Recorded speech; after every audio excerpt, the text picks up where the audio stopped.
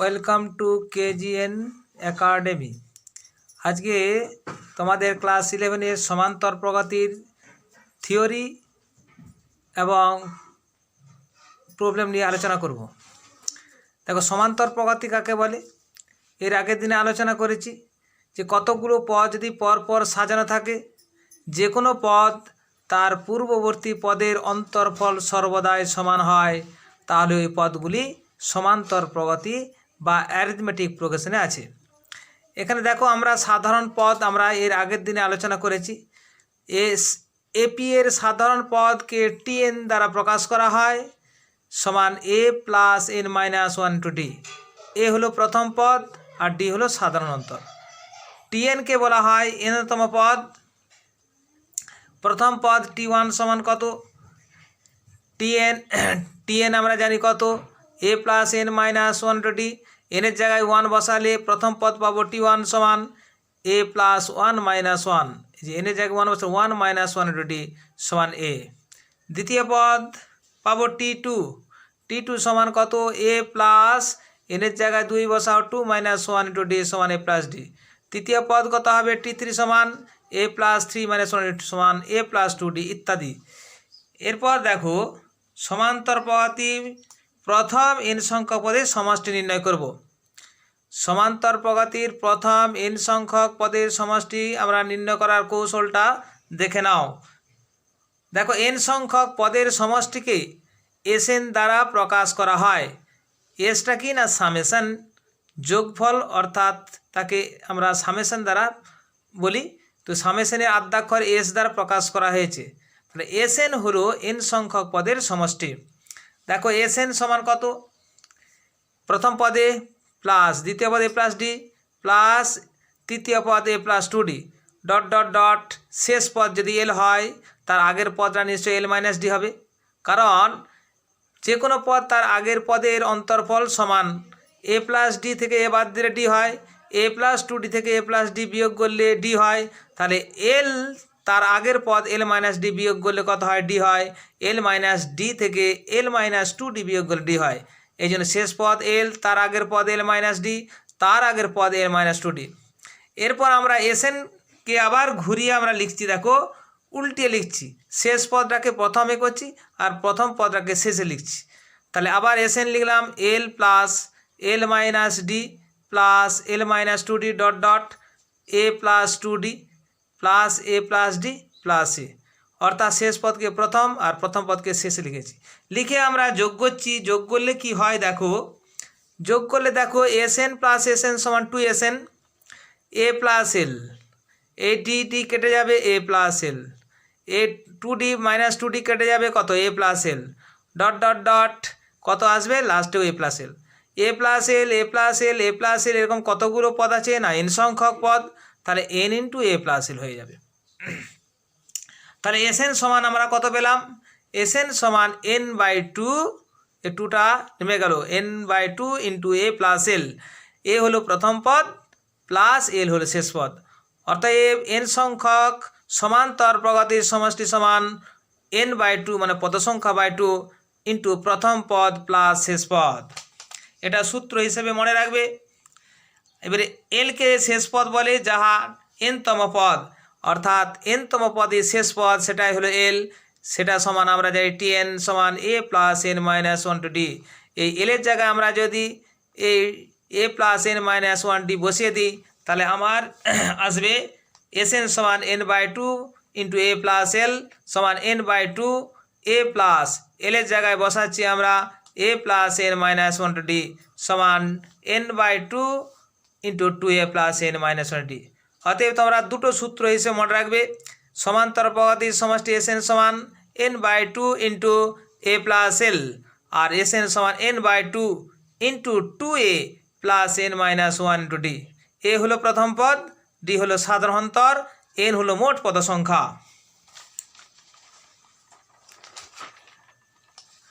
এরপর দেখো,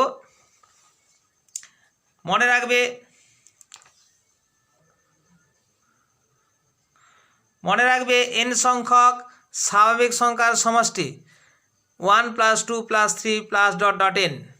1 2 3 4 5 6 এই সংখ্যাগুলোকে বলা হয় স্বাভাবিক সংখ্যা। অতএব তাদের সমষ্টি হবে 1 + 2 + 3 + ... n।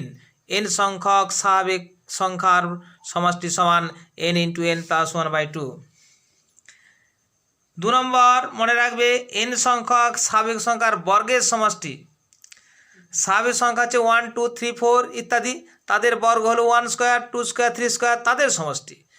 অর্থাৎ 1 square + 2 square + 3 square + ... n square, এদের সমষ্টি সমান মনে রাখবে n × n + 1 × 2n + 1 /6। অর্থাৎ স্বাভাবিক সংখ্যার বর্গের সমষ্টি, এই সূত্রটা তোমরা খুব ভালো করে মনে রাখবে। 3 নম্বর n সংখ্যক স্বাভাবিক সংখ্যার ঘনের সমষ্টি। 1³ + 2³ + 3³ + ... n³ সমান মনে রাখবে n × n + 1/2 তার হোল স্কোয়ার। n × n + 1/2 মানে কি? n × n + 1/2 মানে স্বাভাবিক সংখ্যার সমষ্টি তার বর্গের সমান। অর্থাৎ স্বাভাবিক সংখ্যার ঘনের সমষ্টি সমান n সংখ্যক স্বাভাবিক সংখ্যার সমষ্টির বর্গের সমান। সমান্তর প্রগতির ধর্ম নিয়ে আলোচনা করছি। Properties of arithmetic progression. a + d a + 2d a + 3d ... a + n - 1d। এই পদগুলো পরপর সাজানো আছে। এটা প্রথম পদ, এটা দ্বিতীয় পদ, এটা তৃতীয় পদ, চতুর্থ পদ, এটা হচ্ছে nতম পদ। এই পদগুলিতে এপিতে আছে, কারণ যে কোনো পদ তার পূর্ব পদের অন্তর্ফল সর্বদাই সমান। আমরা প্রপার্টি আলোচনা করছি। 1 নম্বর, সমান্তর পদে প্রত্যেক পদের সঙ্গে একটি ধ্রুবক রাশি কে যদি যোগ করি, যে নূতন পদগুলি তৈরি হয় বা গঠন হয় তাহারাও এপিতে থাকবে, মানে সমান্তর প্রগতি থাকবে। অর্থাৎ কোনো একটা সমান্তর প্রগতির প্রত্যেকটি পদের সঙ্গে যদি একটি ধ্রুবক সংখ্যা বা ধ্রুবক রাশি যোগ করা হয়, যে নূতন পদগুলি গঠন হয় তাহারাও এপিতে থাকবে। দেখো a + d a + 2d a + 3d ... a + n - 1d এগুলো সমান্তর পদে আছে। প্রত্যেকটি পদের সঙ্গে আমরা কে যোগ করেছি? a + k, a + d + k, a + 2d + k ... a + n - 1d + k। দেখো যে কোনো পদ তার আগের পদের বিয়োগফল সর্বদাই সমান হয়েছে, অর্থাৎ ইহারাও এপিতে আছে।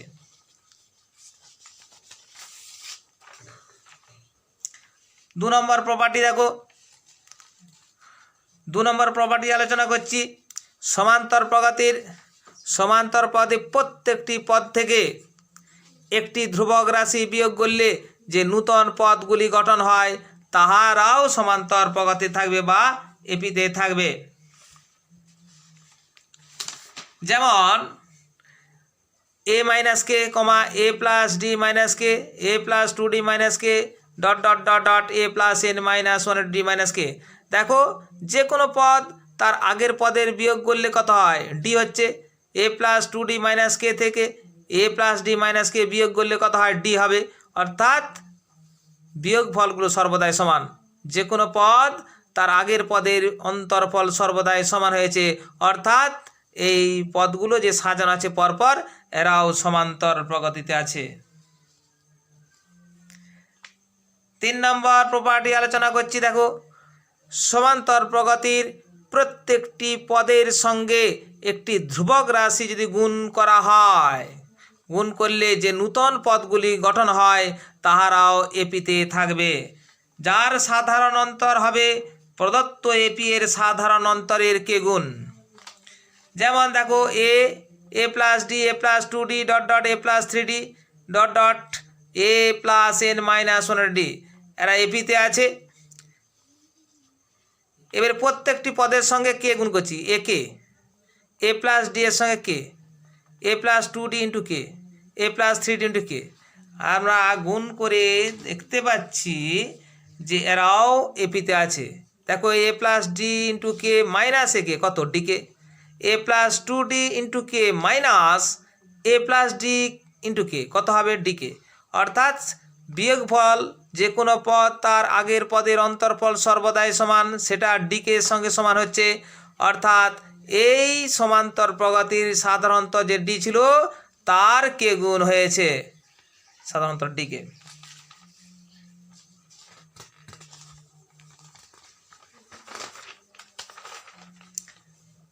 চার নম্বর প্রপার্টি আলোচনা করছি। দেখো,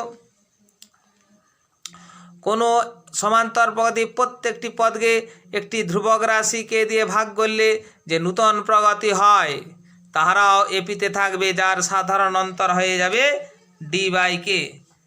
দেখো এখানে a plus d, a plus 2d dot dot dot এপিতে আছে, দেখতে পাচ্ছি।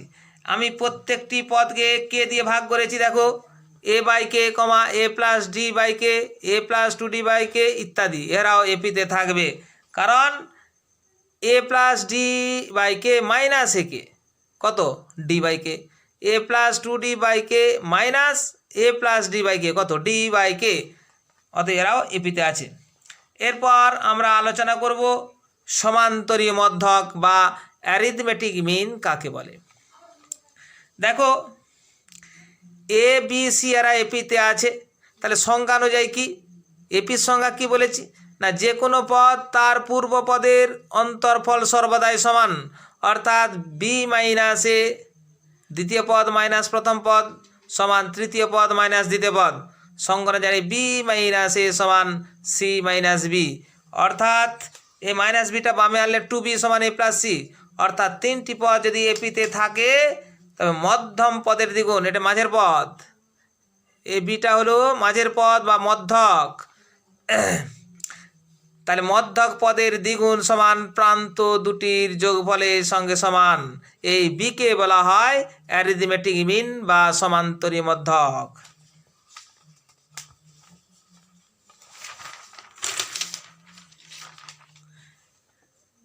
এরপর দেখো দুটি পদের মধ্যে আমরা n সংখ্যক সমান্তরাল মধ্যক বসাবো।